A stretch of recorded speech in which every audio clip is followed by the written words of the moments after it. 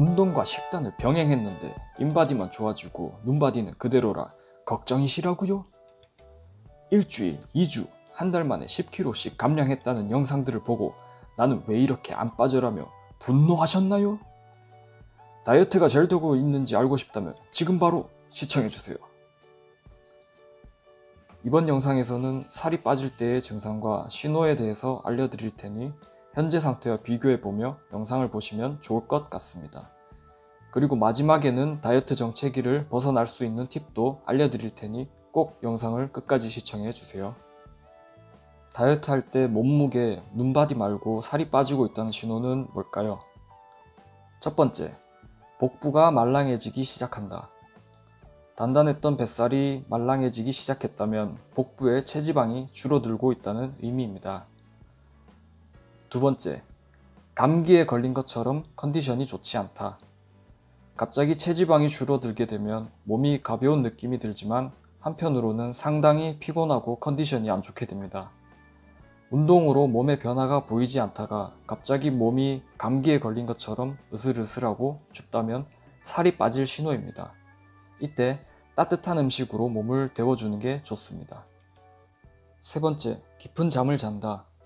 미 펜실베니아 주립대 연구팀에 따르면 불면증, 수면무호흡증, 과도한 수면 등의 문제를 앓고 있는 과체중 비만인 사람이 복부 내 체지방이 감소하자 수면의 질이 20% 향상됐다는 연구 결과가 있습니다. 체중 변화는 없지만 푹 자고 일어난 느낌이 들거나 잠들기 수월해졌다면 체지방이 줄었기 때문일 수 있습니다. 네 번째, 화장실을 자주 간다.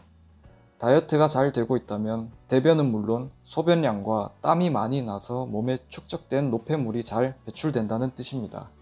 특히 음식을 많이 먹는 것도 아닌데도 화장실이 자주 가고 싶고 땀이 이전보다 많이 난다면 살이 빠지고 있다는 신호일 수 있습니다. 다섯 번째, 식단이 아닌 음식의 맛이 자극적으로 느껴진다. 보통 평일에는 다이어트 식단을 지키고 주말에 외식을 하게 되는데 식당 음식이 자극적이어서 생각보다 잘 땡기지 않는다면 다이어트가 잘 진행되고 있다고 보셔도 됩니다. 당장 눈에 띄는 변화가 나타나지 않아 많이 답답하셨을 텐데요. 이렇게 살이 빠지는 신호들을 확인해서 지금까지의 다이어트 노력들이 헛되지 않았다는 것을 인지하셨으면 좋겠습니다. 이렇게 살 빠지는 신호들을 확인하고 살이 빠지다가도 어느 시점에서는 다이어트 정체기를 무조건 겪으실 텐데요. 나름대로 열심히 식단과 운동을 꾸준히 했는데 변화가 없으면 정말 기운이 빠지죠. 정체기의 원인이 도대체 뭘까요? 바로 이 꾸준함입니다. 아니, 무슨 헛소리세요? 꾸준하면 좋은 거 아니에요? 꾸준함이 왜 문제냐고요? 다이어트 식단으로 칼로리 섭취가 줄어드는 상황이 계속 이어지면 우리 몸은 이 상황에 적응하기 위해 칼로리 소모량을 극도로 줄이게 됩니다. 칼로리 소모량이 점차 줄다가 결국에 식사량과 일치하는 지점까지 오게 되면 식사량이 적음에도 불구하고 살이 빠지지 않는 정체기를 겪게 되는 것이죠. 그렇기 때문에 우리는 기존 방식의 꾸준함 대신 변화를 통해 정체기를 탈출해야 합니다. 어쩐지 풀떼기 식단에서 삼겹살로 변화를 주고 싶더라. 그런 변화라면 참 좋겠지만 지금 알려드릴 정체기 탈출 팁은 리피딩 또는 칼로리 사이클링이라고 하는 다이어트법입니다. 이 다이어트법은 기존의 칼로리를 제한한 다이어트 식단과 늘어난 운동량으로 저하된 신체의 대사를 다시 촉진시키기 위함으로 기존 섭취 칼로리에서 20에서 30% 정도를 탄수화물로 더 섭취해주는 방식입니다. 탄수화물을 추가해주는 이유는 탄수화물의 경우 식욕 호르몬인 렙틴의 분비를 높여 공복감을 줄이고 신진대사를 활성화시키는 데 도움을 주기 때문입니다.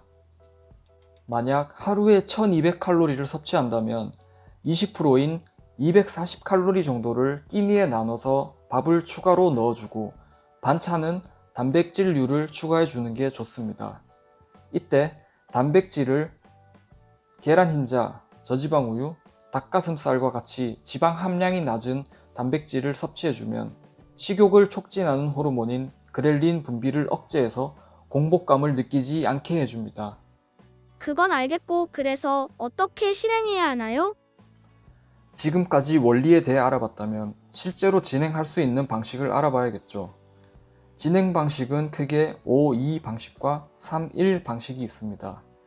5-2 방식의 경우 5일 동안 기존 식단을 지키고 이틀은 기존 식단보다 20에서 30% 추가하여 섭취합니다. 보통 평일에 기존 식단을 지키고 주말은 리피딩을 해주는 겁니다. 3-1 방식의 경우는 3일은 기존 식단을 지키고 하루는 기존 식단보다 20에서 30% 추가하여 섭취해 줍니다. 리피딩, 칼로리 사이클링 기간은 보통 2일 정도로 하며 먹는 양에 제한을 두지 않는 치팅 데이와는 다르다는 것을 꼭 유의해 주세요. 개그맨 김수영의 경우 160kg의 고도 비만이었지만 47kg 이상의 몸무게를 감량해 화제가 되었는데요. 그의 다이어트 비결 가운데 하나가 다이어트를 장기로 보고 6개월 이상 올바른 다이어트를 했다는 것입니다. 이처럼 다이어트 중간중간 정체기는 올 수밖에 없으며 숫자에 연연해서 짧고 굵게 하기보다는 얇고 길게 진행하는 마음가짐이 중요하니 꼭 중간에 포기하지 마셨으면 좋겠습니다. 앞서 말씀드린 것처럼 우리 몸을 이해해야만 다이어트도 더 효율적으로 할 수 있습니다.